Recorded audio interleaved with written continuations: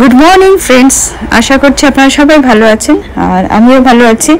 তো আজকে আমি চলে গেছি আমার বাগানে।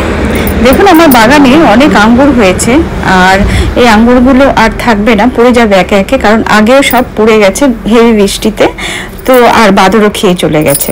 তো যেটুকু বাঁচা কুচা আছে আমি ভাবছি সেটার একটা ব্যবস্থা করা যাক, যার জন্য আমি সব কেটে নিচ্ছি। এগুলো কেটে নিয়ে আমি ভাবলাম যে এগুলো দিয়ে কিছু একটা করা যাক, কারণ এগুলো খাওয়ার যোগ্য মোটেও না, এতটাই টক যে না হয় এটা মাখা করে খেতে হবে, না হয় এটা কিছু রান্না করে খেতে হবে। তো ভাবলাম এটা দিয়ে আজকে আমি একটু চাটনি করি, যেটা আমি কোনোদিন আগে করিনি। আজকে আমি ফার্স্ট টাইম আঙ্গুরের চাটনি করতে চলেছি। যদি আপনারা করে থাকেন অবশ্যই আমাকে বলবেন যে আঙ্গুরের চাটনি আপনারা কীভাবে করেছেন। তো দেখুন কি সুন্দর লাগে যখন আমরা নিজের বাড়ির ফলগুলো, যখন যেটা আমাদের এখানে হয় না সাধারণত, সেগুলো যখন হয় তো ভীষণই আনন্দ হয়। তো আমি একটু ডনকেও খাইয়ে দিলাম, এতটাই টক ও ফেলে দিল। তো আমি একটা পাত্রে তেল নিয়ে নিয়েছি সামান্য পরিমাণে, আর তার মধ্যে তেজপাতা দুটো, একটু পাঁচফোড়ন আর সামান্য শুকনো লঙ্কা, বা একটা বা দুটো শুকনো লঙ্কা দিলেই হয়ে যাবে।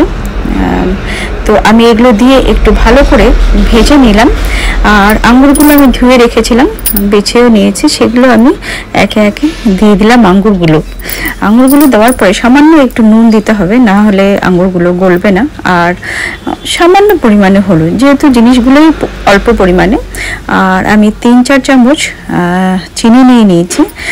এইটুকু আঙ্গুর, কিন্তু চিনিটা একটু বেশি পরিমাণেই লাগবে, কারণ এতটাই টক যে বেশি চিনি না দিলে হবে না। তো আমি চিনি দিয়ে ভালো করে একটু নাড়াচাড়া করে নিই। আর চিনিটা ফ্রেন্ডস ভালো করে মেল্ট করে নিতে হবে, যার জন্য আমি আর আঙ্গুরগুলোকে একটু ভেঙে দিলে আরো ভালো হয়, অনেকটাই শক্ত হয়ে আছে। তো আমি ভালো করে এগুলো নাড়াচাড়া করেছি, চিনিটাও গলে গেছে। তো আমি এর মধ্যে একটু জলও দিয়ে দেব, সামান্য পরিমাণে জল দিয়ে দিলে ভালো করে সিদ্ধ হয়ে যাবে আর জিনিসটা গলে যাবে। তো আমি একটু জল দিয়ে এটাকে সিদ্ধ করবার জন্য আমি ঢাকনা দিয়ে দিচ্ছি।